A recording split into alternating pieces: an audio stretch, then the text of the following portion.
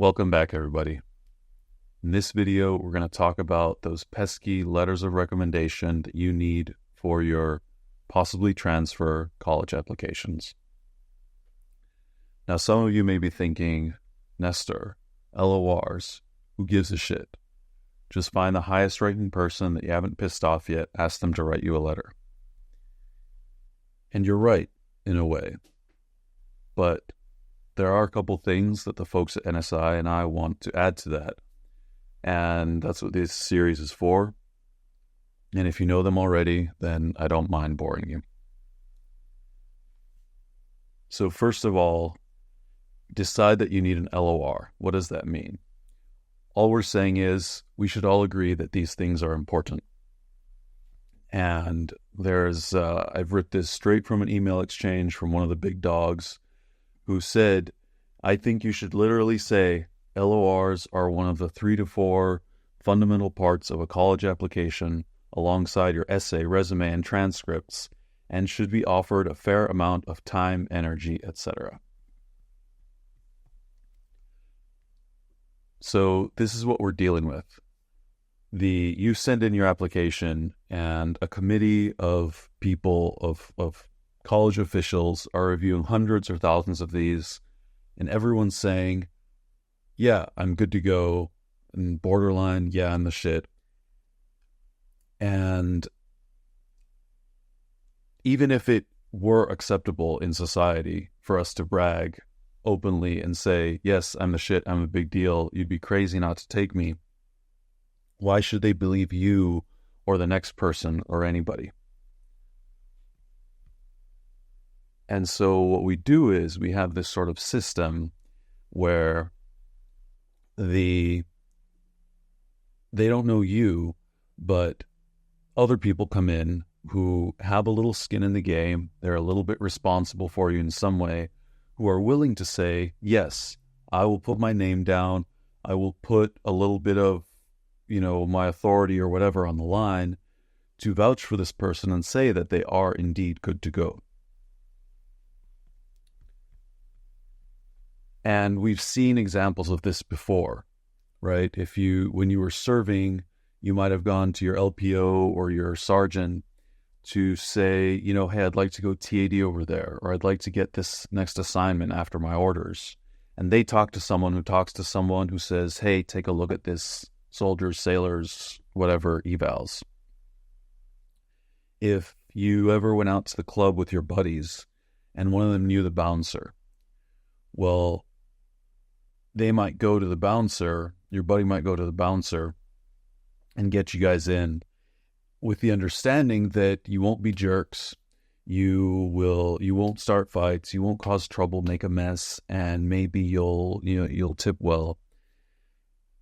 And if you don't do these things, then next time your buddy tries to get people in, the bouncer is going to be a little more suspicious, a little more hesitant, right? So that's what your buddy is putting his skin. Your buddy is putting his skin in the game, counting on you to come in and be good to go.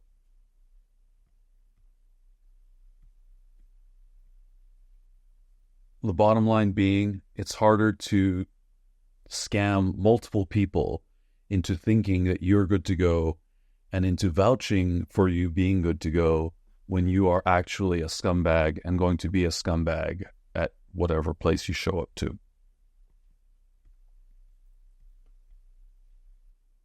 So in conclusion, to wrap up, I have this little exercise where you look at this thing and you say, okay, how does this sound if I say it versus if someone says it about me?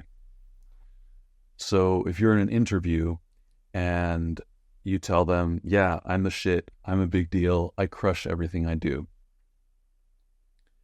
they might think, oh, this guy's confident, that's great. But they might also be a little hesitant and say, but is he overcompensating? Why does he have to be such a, Whereas if you say, you know what, I'm really committed to this project. I'm ready to work hard and, learn whatever I have to do. And then you leave, and then someone else comes in and says, yo, that dude's the shit. That's saying something. And similarly, if you're in an interview and they ask you, how are you on Teams? And you say, oh, I'm great on Teams. People love me. Then, again, they might think, great, this person's confident, this person knows what they're about. But they might also be a little hesitant. I would be. But if instead you go in and you say, you know what, I've had experiences on multiple teams. I've learned a lot from all of them and enjoyed my time there. And then you leave and someone else comes in and says, yo, that Soldier, every team she's been on, they're begging her to stay. They can't let her go. Then again, that speaks volumes. That's powerful. Now, with all this being said, if you're watching this, you're probably a veteran. You might not be, and that's okay. But most likely, you're getting ready to do something to improve yourself and hopefully to improve, even in a small way, the community or a small part of the world around you. And that means that, in my eyes, you are a big deal, and you are the shit, and you should believe that. Now, you might need some help getting people to vouch for you as you go out into the world to show that. And that's what NSI is here to help you do.